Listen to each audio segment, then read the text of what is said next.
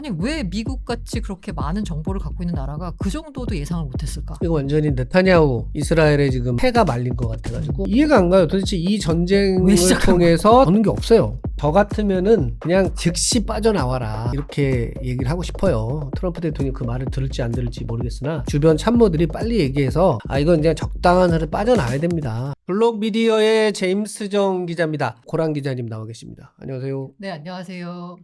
그 일주일 지났는데 별로 이렇게 변화가 없어가지고 제가 지난주에 음. 우리 방송하면서 그랬던 기억이 나요. 7만 달러 선에 좀 안착했으면 좋겠다. 그런 얘기를 했었던 기억이 나는데, 그래서 이제 주 초반에 막 이렇게 가격이 굉장히 좋았잖아요. 맞아요. 흐름이. 그래서 7만 6천을 일시적으로 찍기도 했어요. 그리고 대체로 보자면 7만 4천 위에서 약간 조금 안정적인 흐름을 보였는데, 그래서 이제 금요일 날 이제 가서 됐다. 이제 됐다. 이제 안착했다. 그 7만 4천이 일종의 이제 그 저항선 느낌이었는데 어쨌든 거길 뚫고 올라가서 그 위에서 이제 횡보하는 모습이 뭔가 이제 하방을 조금 단단하게 지지해 주면서 이제 상방으로 좀 시장이 열려 있는 가능성을 보여준다라고 얘기하려고 지금 제가 수요일까지는 그런 생각을 막 하고 그랬는데 있었거든요. 바뀌었지. 네, 그런데 다시 너무 이제 이란 전쟁 상황이 좀 그 비트가 감당이 안 될 정도로 심각해지다 보니까 진짜 장기화 얘기 나오고 있고, 그리고 수요일부터는 진짜 그 원유 관련 시설을 자꾸 때리니까 양쪽이 다 때리고 있어요. 그러다 보니까 상황이 심각해지면서 지금 현재 비트 가격이 일시적으로 7만 달러가 붕괴됐다가 지금은 다행히 7만 달러 선 위로 올라오긴 맞아요. 했습니다. 근데 이제 저는 이런 마음 먹으면 안 되는데 뭐 내가 갖고 있는 비트코인만 떨어진 게 아니고 금도 엄청 떨어졌더라고. 그래서 뭐 나만 나가는 거 아니니까. 금은 더 떨어졌어요. 그래서 이제 자산시장에 있는 사람들이 다 이게 이제 어떻게 해석을 해야 되느냐에 대해서 여러 가지 설왕설래가 오가더라고요. 뭐 해석은 사실 다 사후적이고, 그리고 맞는 그 정답이 어디 있겠습니까? 많은 그냥 저는 느낌에 너무 많이 올랐다, 금은.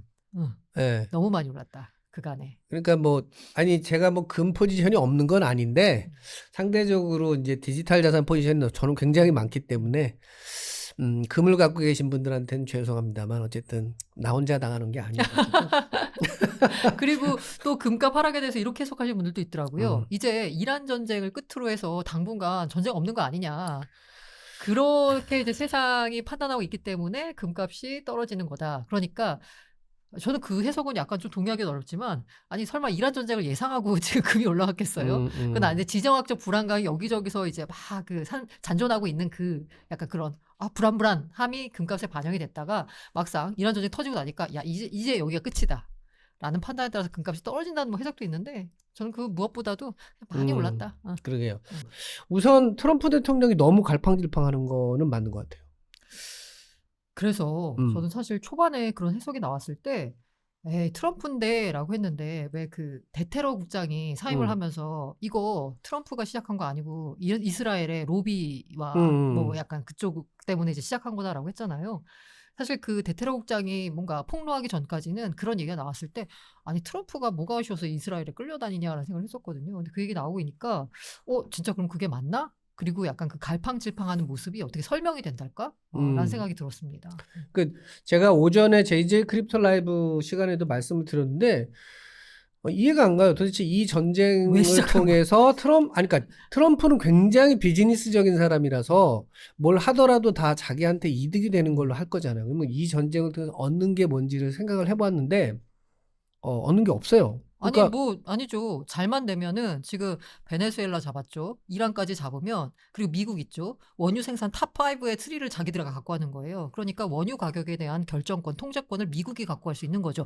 근데 이거 전제 조건은 잘 해결이 되면. 그러니까 잘 해결이 되면인데 잘 해결이 안 되고 있죠. 잘 해결이 안 되는 뿐만 아니라 잘 해결이 될 애초에 잘 해결될 리가 없는 방향으로 간다는 거예요. 왜냐면 이란은 베네수엘라가 그러니까 이 트럼프 대통령이 미국 대통령 아닙니까? 미국이라는 나라가 전 세계 모든 그 금융 정보, 군사 정보 이런 걸 갖고 있는 나라인데 이란을 지금 제가 통계로 본 거로는 7,500군데인가 목표물을 타격을 했다는 거예요. 그래서 미사일 기지도 다 부서졌고 뭐 다 그랬는데 엊그저께 그 LNG 시설을 공격을 했을 때 이란이 곧바로 반격을 했어요, 미사일로. 그래서 카타르의 LNG 시설이 지금 무너져가지고 난리가 난 건데, 그러면 반격을 할 수 없었어야 되는 거 아니야. 7,500군데를 두들겨 팼는데도 반격 능력이 살아있다고 하면 그러니까 이거는 얻을 수 없는 전쟁을 하고 있는데 계속 트럼프 대통령이 방송되기 전에 이제 우리끼리 얘기했지만 뭐 지상군 투입 없다 그러고 뭐 그랬는데 도대체 해병대는 왜 보내 거기에. 해병대가 지금 가고 있거든요. 2,500명이. 그래서 저는 트럼프 대통령이 자기가 얻을 게 없는 걸 알면서도 왜 이제 그 우리 고스톱이나 포카 혹시 쳐보시면 잃은 돈이 아까워가지고 계속 하게 되잖아요. 매몰 비용이요? 계속 이거 아까워서 더 이상 내가 빠져나올 수 없어. 뭐, 주식도 왜 뭐 물타기의 심정이죠. 수수료 뺄 때까지는 내가 버틴다 뭐 이렇게 하다가 결국은 계속 떨어지는 것처럼 지금 트럼프가 그런 게 아닌가. 저는 약간 트럼프가 아까 말한 대로 이게 굉장히 계산기를 두드려 봐가지고 이란까지 잡으면 아까 원유 가격에 대한 통제권을 미국이 갖고 가는 거니까 라고 생각을 해서 들어간 것까지는 이제 트럼프 생각을 충분히 이해가 되는데 다만 여기서 트럼프가 계산을 잘못했다라는 게 이렇게 뭔가 이란 아까 미국은 가장 많은 정보를 갖고 있는 맞아요. 그런 국가라고 했는데 이란의 반격 정도와 그리고 이란 정권이 계속 이렇게 저항할 것에 대한 고려가 없었는지 그 부분에 대한 판단 미스가 있었다는 게 조금 뭐라고 해야 되나? 아니 왜 미국같이 그렇게 많은 정보를 갖고 있는 나라가 그 정도도 예상을 못했을까? 그러니까요. 이거 완전히 네타냐후 이스라엘에 지금 막 패가 말린 것 같아가지고 저 같으면은 그냥 즉시 빠져나와라 이렇게 얘기를 하고 싶어요. 트럼프 대통령이 그 말을 들을지 안 들을지 모르겠으나 주변 참모들이 빨리 얘기해서 이건 그냥 적당한 선에서 빠져나와야 됩니다. 이렇게 하지 않으면 일각에서는 약간 그 트럼프가 어쨌든 간에 정신승리라도 승리했다라고 해서 나와야 되잖아요. 근데 트럼프 입장에서도 약간 좀 겸언쩍기 때문에 네타냐후를 약간 이렇게 해서 끝내라고 해가지고 그 종전선언을 약간 트럼프가 하는 게 아니라 네타냐후가 하는 방식으로 해서 나올 거다라는 뭐 그런 말씀들 하시는 분들도 있고 실제로 어제 네타냐후가 이제 전쟁 끝날 빠졌죠. 거다. 살짝 뺐어요. 네. 근데 이제 그거는 미국하고 이스라엘 입장이고 이제 이란 도끼가 반짝 오른 이란이 못 보내주지 이렇게 나올까봐 또 약간. 근데 이란 입장에서는 지금 전쟁 길게 끌고 가봐야 지금 그 나라가 남아나질 않잖아요. 그러니까 이거를 상식으로 보면 그런데요. 이번 전쟁에서 가장 많이 얻은 사람은 일단 네타냐후 총리고 그 다음에 많이 얻은 건 사실 이란의 지배층이라고 봐요. 물론 하메네이가 죽었지만 그 강경파들이 오히려 더 득세할 수 있는 기반이 만들어져 가지고 전쟁이 좀 오래돼도 나는 잃을 거 없고 어차피 내가 죽으나 뭐 나 혼자 못 죽어 뭐 이런 태도여가지고 정말 잘못된 정치 지도자죠. 국민들을 생각해야지 말이야. 그런데 지금 이란의 지배층들은 그런 생각을 할 수 있다라는 거예요. 이제 그게 문제인 거죠. 그러니까 어떻게든 빠져나와야 되는데 잘 협상을 해가지고 끝나야 될 것 같습니다. 저는 이 기사를 보고 깜짝 놀랐어요. 왜 그 이스라엘이 미사일 공격을 받을까를 가지고 배팅을 했는데 실제로 미사일이 떨어졌거든요. 그랬더니만 그걸 보도한 기자들한테 미사일 떨어진 거라고 보도하지 말아라. 기사를 수정해라라고 협박 메일이 왔다는 거예요. 이게 이제 폴리마켓에서 이런 게임을 하다가 이제 고 기자님도 그렇고 저도 그렇고 기자 생활 하다 보면은 뭐 항의 메일도 받고 기사 고쳐달라고 하는 거. 저는 그러면 바로 고쳐줍니다. 무서워서 바로 고칩니다.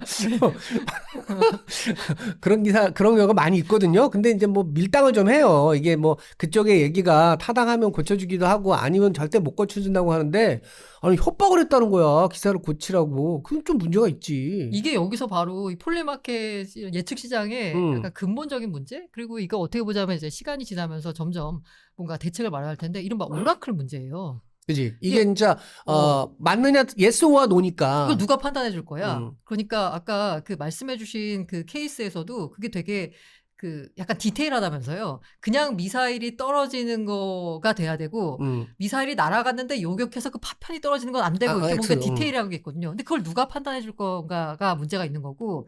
그래서 지금 현재 그 아까 기자를 협박했다는 부분에 있어서 그러면 이 배팅에 있어서 오라클 이걸 판별해 주는 그 그 결정권자는 누구냐? 아, 기사가 이렇게 나왔을 때 이렇게 판별하는 거다라는 합의가 이루어진 거죠. 그런데 이제 판단하는 그 기자를 협박해가지고 기사를 다르게 써라라고 이제 하는 거니까. 그게 오라클 문제죠. 네, 요거를 이제 어떻게 해결할 건가가 앞으로 이제 예측 시장이 커지면서 나타날 문제이기도 하고 해결해야 될 문제이기도 한 그런 상황입니다. 근데 이제 근본적으로는 이런 예측, 이런 배팅은 못하게 해야지. 맞아요.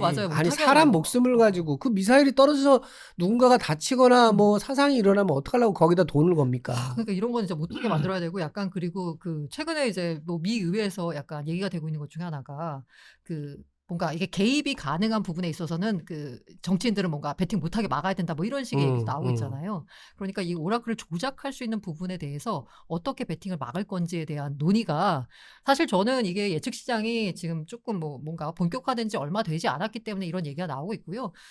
뭐 약간 세상을 낙관한지 모르겠지만 시간이 지나면서 우리 주식시장의 역사도 그렇잖아요. 여러 가지 사기꾼들 나오고 조작 나오고 이런 걸 점점점 막아내고 규제를 확립하는 방식으로 시장이 발전되어 온 거니까 그냥 그래서 예측 시장이 문제야. 이거 이제 하면 안 돼가 아니라 이제 시장이 커지면서 뭔가 규제가 확립되는 그런 과정으로 봐야 된다라는 생각입니다. 네. 그럼 다음 주제는 또 이게 트럼프 대통령이 얘긴데 결국은 사실은 연준 의장을 내쫓으려고 그렇게 노력을 했잖아요. 그래서 연준 의장은 이제 어찌어찌 해서 임기가 끝났어요. 사실상 5월 달에 임기가 5월 15일 에 끝났는데 그 전에 이제 트럼프 대통령이 연준 의장을 내쫓으려고 뭐 기소를 한 게 기소가 아니라 무슨 그 조사를 하라고 시켜놓은 게 있는데 그거가 끝날 때까지 그 조사가 완전히 끝날 때까지 나 연준 못 나가 이러고 있는 상황이에요.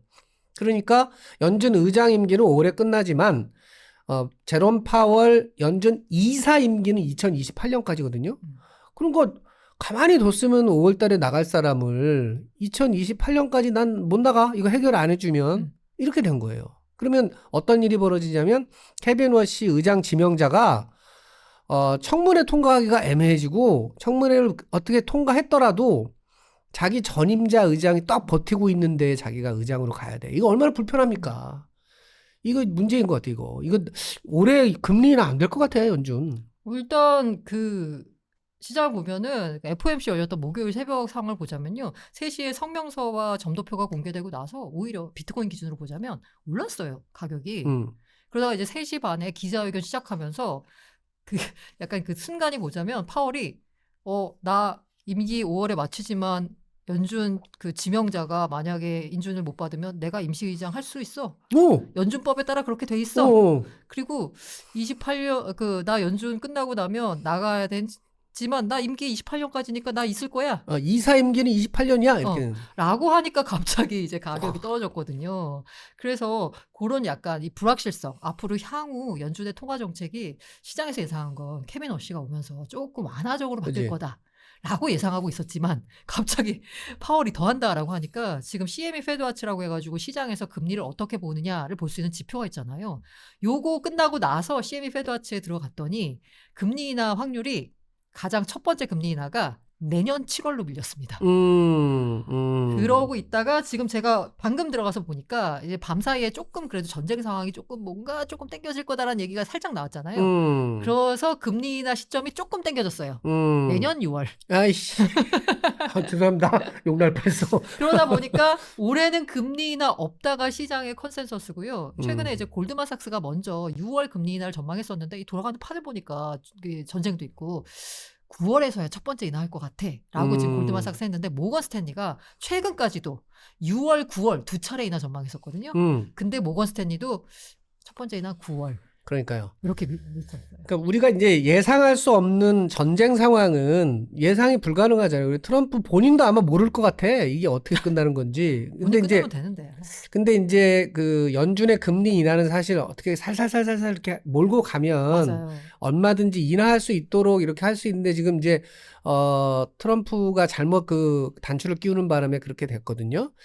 그래서 이번 주 이제 주간 시황을 정리하면서 제가 그래도 암호화폐 시장, 그러니까 비트코인 가격을 놓고 봤을 때 그래도 희망사항이 뭐가 있을까 살펴본 게 그 옵션 시장에 대한 기사가 나온 게 있어요.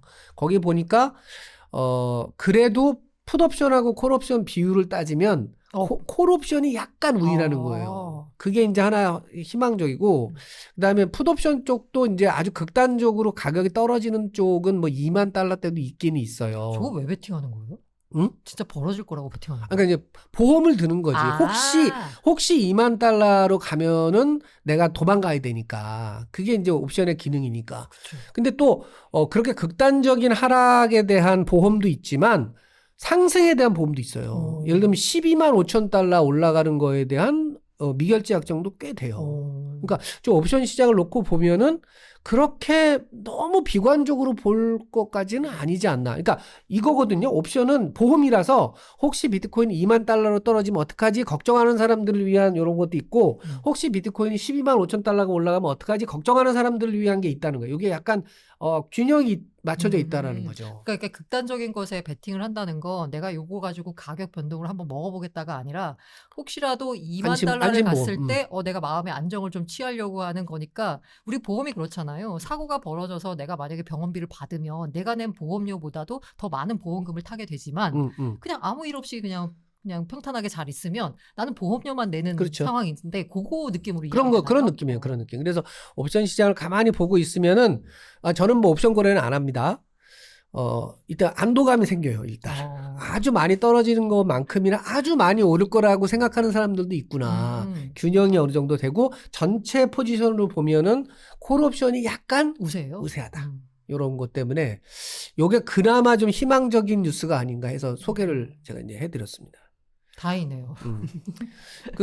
오늘 좀 늦게 출발하긴 했는데 어쨌든 그래도 한 주 정리를 하면서 결론은 트럼프 대통령이 빨리 그 전쟁에서 빠져나와야 된다인데 어떻게 보세요? 다음 주는 그러면 다음 주 정리를 하고 이제 마무리해야 될 것 같아요. 그래서 일단 첫 번째로 약간 긍정적? 이라는 표현은 좀 그렇지만 어쨌든 긍정적인 부분이라고 하면 어쨌든 시장이 뭔가 이란 전쟁 관련된 이벤트에 좀 둔감해지는 경향이 있다. 그 러우 전쟁 생각해보면 초창기에는 막 난리가 났었는데 지금 아직도 전쟁 중이거든요. 4년째. 근데 러우 전쟁이 시장에 미친 영향? 없습니다. 그런 정도로 해서 처음에 어쨌든 이벤트가 생기면 굉장히 시장이 크게 반응하다가 그 이벤트가 장기화되면 좀 무뎌지는 경향이 있어요. 그래서 약간 지금 어쨌든 전쟁 발발 초기에 비해서는 조금 뭔가 좀 무뎌지는 경향이 있다. 하지만 여전히 뭐 유전 때리고 이러면 또 유가 치솟으면 갑자기 위험 자산 좀 안 좋은 이런 상황이 벌어지는데 어쨌든 좀 무뎌지는 경향이 있다. 그리고 두 번째는 어쨌든 트럼프는 비즈니스맨이잖아요. 그러면 이 계산기 두드려 봐서 이 전쟁 장기화가 되는 걸 아무리 두드려 봐도 이 트럼프한테 좋을 게 없거든요. 그런 약간 합리적인 비즈니스맨으로서의 트럼프의 판단에 대해서 저는 조금 믿고 싶습니다. 그러니까 이제 오늘 아침에도 기사가 나온 게 국방부 장관이 하도 이제 전쟁 비용을 많이 썼으니까 의회에다가 2천억 달러 예산을 달라고 했다는 거예요. 근데 이제 제가 아침에도 그런 말씀을 드렸는데 이 전쟁이라는 게 정말 비인간적이고 그런데 냉철하게 보면 자, 여러분 가만히 생각해 보세요. 미국 국방부가 예산을 2천억 달러를 요구했어요. 그거를 어쨌든 의회가 들어준다고 하면은 그 전쟁이 이제 정리가 된 다음에 그 2천억 달러를 국방부가 받아가지고 집행을 할 거잖아요. 물론 무기를 만드는 데 쓰겠지. 근데 무기 회사가 그 돈을 벌면 무기 회사 입장에서도 직원들한테도 나눠주고 뭐 주주들한테도 나눠주고 이럴 거잖아요. 그러니까 궁극적으로 돈이 풀리는 거예요. 2천억 달러가. 그리고 이란도 지금 뭐 여러 주요 기관 시설들이 무너졌잖아요. 그럼 그거를 새로 복구해야 될 거 아닙니까? 복구한다는 얘기가 뭐예요? 돈을 쓴다는 얘기예요. 그러니까 이제 건설 회사들 아주 아이러니하게도 이란의 주요 그 석유 시설들을 만들어준 게 누구냐면 미국의 정유 회사들이에요. 그러니까 이제 결국은 이게 경제를 굴러가게 만들어요. 그러니까 전쟁이 굉장히 참혹하고 있어서는 안 되는 일이지만 일단 전쟁은 벌어졌고 여러 시설들이 부서졌고 그러면 이제 새로 만드는 일만 남는 거예요. 그러니까 이제 아니 갑자기 말씀하시니까 오늘 제가 아까 코스피 상황 보다가 건설업종이 오늘 8.14% 평균 오르거든요. 물론 이것 때문에 오르는 거 아니고 저 PBR 때문에 오르는 것 같긴 한데 갑자기 건설주가 오른다라는 말씀을 주시니까 오늘 코스피 상황이 조금 떠올랐습니다. 그리고 미국 시장만 놓고 보면 정유 회사들은 사실은 지금 화장실 가서 씩 웃는다는 거 아니에요. 왜냐하면 일단 국제 유가가 올라갔으니까 마진율이 올라가요. 그다음에 이란하고 이제 잘 해결이 된다는 전제하에서 이란에 쓱 들어가가지고 그 석유 시설물들 만들어줘야 돼요. 일거리가 자꾸 생기는 거예요. 이게 참. 그러니까 이제 트럼프 대통령이 비즈니스맨이라면 이제 이런 생각까지 했을 거예요, 아마. 근데 이걸 너무 더 오래 끌고 가면 안 되니까 맞아요. 이쯤에서 이제 물러나는 게 맞다라는 거죠. 그런 거를 희망을 갖는데, 저는 걱정이 아까 말한 그 해병대. 미국 해병대가 왜 가지? 그냥 돌아오면 되는데, 다시 이제 원래 있던 대로 돌아가면 이거는 이제 게임이 진짜 정리가 되는 거고, 이란도 그냥 이쯤에서 대충 뭐 억울하겠지. 그러나 이쯤에서 그냥 멈추는 것이 가장 좋은 시나리오가 아닌가 싶어요. 그랬으면 좋겠습니다. 네. 자, 오늘 결국은 또 전쟁 얘기를 하게 되네요. 몇 주째 계속 전쟁 얘기만 하니까 정말 우리 구독자 여러분들한테 죄송스럽기도 하고 뭐 그렇긴 한데, 또 오늘 늦게 또 조금 시작이 돼가지고 혹시 뭐 댓글 중에 우리 고란 기자님이나 이렇게 뭐 말씀 주실 게 있는지 한번 보면은, 보이세요? 댓글 혹시? 댓글에서 그 이제 네타냐후한테 왜 끌려다니냐 이게 아, 있어서 약간 나오는 음모론 중에 하나가 이제 네타냐후한테 약점 잡혔다 트럼프가 뭐 그거 이런 뭐 얘기도 나오고 파일. 있습니다. 네네. 파일. 뭐 근데 그건 확인이 안 되는 음. 거여가지고 애매하긴 한데, 뭐 트럼프가 뭐 협박받는다고 협박에 응할 맞아요. 사람은 그런 건 아닌 것 같아요. 아니어가지고. 저는 예. 개인적으로는. 그리고 지금 이제 영상에 나오는 저 화면은 이제 일본 총리하고 만난 밀 장면이거든요. 예, 예. 회담에서. 근데 이것도 굉장히 해프닝이 있었어요. 마지막으로 이 얘기만 하면 되겠다. 진주만 공습 얘기를 했어요, 트럼프 대통령이. 그 기자간담회에서 질문했습니다. 음. 왜 이란 공습에 대해서 우리에게 알리지 않았냐라고 했더니 기습 공격의 중요성에 대해서는 일본 너네 누구보다도 잘 알고 있을걸?